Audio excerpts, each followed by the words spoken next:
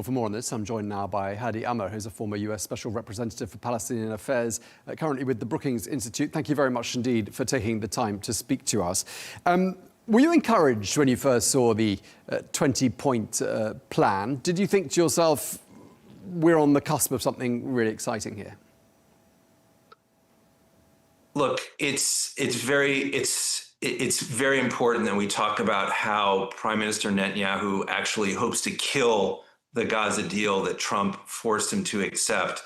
I think, while I pray that the carnage ends, unfortunately, I think Netanyahu's doing everything he can to accommodate his ultra-right wing government coalition partners to make it even harder for Hamas to agree.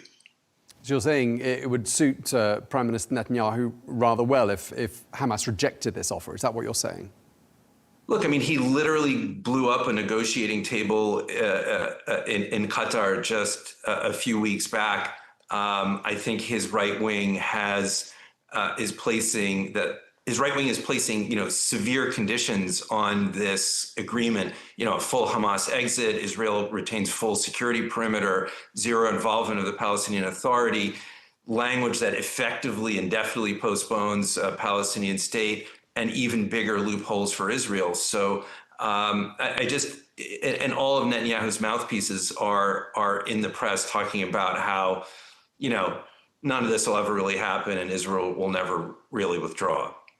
Okay, so supposing Hamas does accept this deal, where does that leave the plan? Do you anticipate Israel somehow finding another way to obstruct it, or what would be your prediction? No, I mean, look, I think if Hamas accepts the plan, I think Israel, it's kind of a win-win for Netanyahu in a sense, right? So either it doesn't happen and he gets the kind of continued military operation that he wants, or Hamas accepts a full surrender and Netanyahu looks like a hero. The plan effectively calls for Hamas to fully surrender, give up their Israeli captives in exchange for promises later for Israel to gradually begin withdrawing and take steps down the line. So effectively, it's a win-win for Netanyahu in a sense. In terms of the Hamas response, I mean, some of the analysts whose work I read say that Hamas is a deeply divided entity at the moment. There are different voices in it. Is there one voice, in your opinion, that's louder than the others? And does that dictate which way their response might go? I'm not going to get into internal Hamas dynamics because it's incredibly murky right now. And I don't know that anyone really knows, given the fact that so many Hamas leaders have been killed.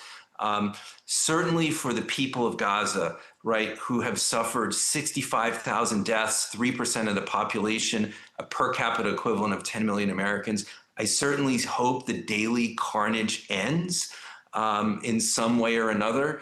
But it's hard to say.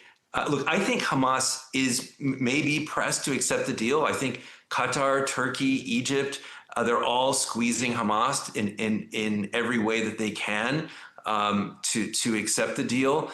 My guess is they'll come back and they'll say yes. They'll kind of do what Netanyahu did and say yes, but accept this, but can you change 1, 2, and 3? And so it'll just be a question of how the White House responds from that point forward.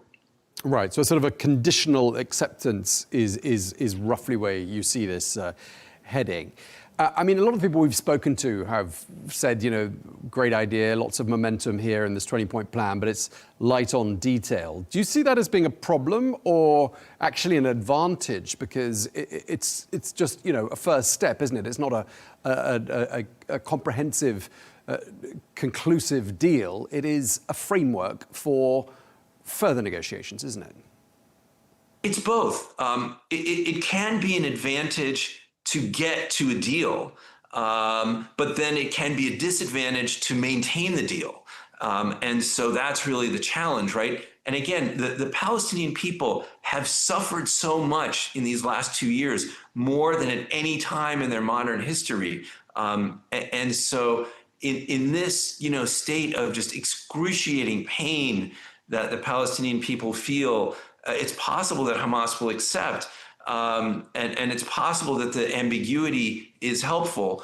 But does that enable us to, maintain the deal down the line? I think it presents challenges, and also, right, this will not take us to the world that I think so many people want to see, which is a world where Israelis and Palestinians can enjoy the same rights, the same freedom, the same security, the same prosperity. What this deal does is it kind of returns us to where we were a few years ago with, continued Israeli supremacy over all of the land.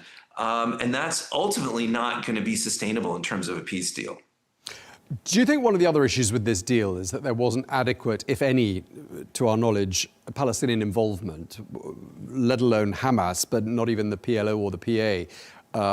It's understood they weren't directly involved in crafting it. Does that make it doomed from the outset, in your view? I don't know that it makes it doomed from the outset, but it's just it's just like the same ineffective pattern that we've had for 100 years, where the Palestinian people have not been given a voice in crafting their own future. This goes back to the colonial period and back to, the partition plan. It's powerful Western nations making decisions that are kind of incredibly, colonial in nature.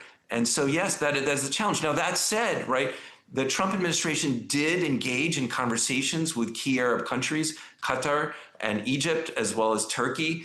And so there was a voice that was sort of representative of Palestinians, but you're absolutely right. It really wasn't a Palestinian voice, and that's a deep flaw in all of this. Yeah, and there are reports that some of the initial hope that some of that Middle Eastern leaders' input on this document was actually not in the final version. I don't know if you've seen reports to that effect. Do you think they're credible? So absolutely. So I think, what we saw, the White House released a plan a couple of days ago, but we saw a few days before that, a leaked plan that came out in the press. And there are significant differences between those two agreements. They just kind of built in, bigger loopholes for Israel. And I mean, I can read you some of those loopholes. It's probably, just let me pick one of them. It says Israel retains security responsibility, including a security perimeter for the foreseeable future. And that it's basically Israel's decision of when to fully withdraw or not, right? You couldn't have a bigger loophole than that.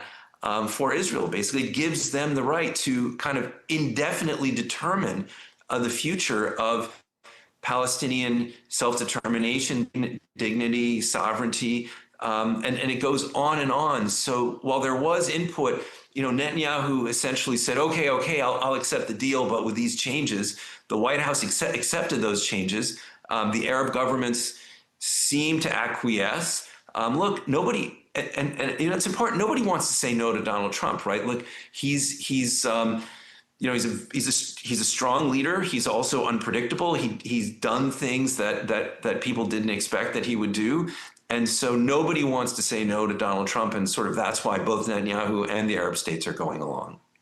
One of the clauses in the 20-point plan, it refers to an eventual pathway to a Palestinian state. And then we heard Prime Minister Netanyahu saying, well, that's never going to happen. So hasn't he essentially rejected part of the plan before Hamas has even had a chance to respond to it? I mean, why is that not interpreted as a rejection?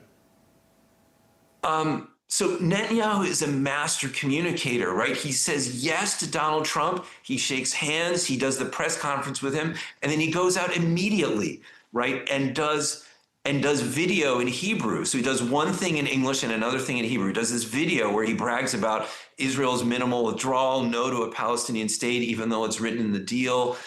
His cabinet secretary tweeted out that Palestinians will never fulfill the requirements of statehood. Smotrich tweeted out that he hopes Hamas refuses the deal so Israel can return to, attacking Gaza with broader international legitimacy. So it's kind of it's amazing that the ecosystem allows Prime Minister Netanyahu to get away with this. And, what's amazing also is that, Israelis themselves see right through this. If you looked at the Israeli press, even hours after the Trump-Netanyahu press conference, they were the ones first reporting that Netanyahu plans to never actually implement and go through with any of this. Okay, so I'm just wondering how you think that will sit with President Trump when that kind of feedback filters back to his office. I mean, isn't he going to feel that someone's been pulling the wool over his eyes? I would like to think so, but I don't think so. I think that the Israelis have communicated. I'd like to think so, but I don't think so. I don't think they'll pick up on that nuance. Again, they're saying one thing in English and another thing in Hebrew, and somehow they're getting away with it. Okay, one of the key points made by President Trump is that Hamas has 72 hours, effective, I think, Monday night, to hand over the remaining hostages. He said they'd have all hell to pay or something like that if they didn't. But he said that before, hasn't he? He said that back in March, and it didn't change anything then. Do you think a threat like this is likely to have any effect now? It depends on how Netanyahu wants to play it. Look, it's a big Jewish holiday right now. It's not clear to me that Netanyahu was going to unleash forces tonight. My guess would be that there's going to be a Hamas response that's conveyed by Qatar, Egypt, or Egypt, that comes back to Washington with this yes, but, and then that will kind of end, continue some conversations. And look, I mean, the Qataris have really elevated their standing in Washington. It's just amazing. Just 2 days ago, Qatar got a major security deal from the United States. Part of the way, almost a NATO-esque kind of security deal, a U.S. kind of defense pact, and they managed to get it amazingly through their partnership with the U.S. and in a sense as a response to the Israeli attack on Qatar. So they've got a lot of sway right now, and I think they're going to use it. They are hoping for a deal. Bottom line, just to wrap up this conversation, are we, in your opinion, looking at that deal, I mean, if Hamas does accept it, are we on the cusp of the beginning of the end of this 2-year-long war in Gaza? I think there's a chance that we will be, and I certainly hope that we are. Again, dozens of Palestinians are getting slaughtered every day, the vast majority of them civilians. And so I very much hope that we are. The question is going to be how long it can sustain itself, and does it enable us to turn the page to a future where Israelis and Palestinians can enjoy the same rights and the same freedoms? And I'm afraid it's not going to. And so ultimately, sadly, it's going to get us back to probably a new cycle of violence, but that might not be for years. Okay, well, thank you very much. We really appreciate your time. Hady Amr, former US Special Representative for Palestinian Affairs. Thank you for your time.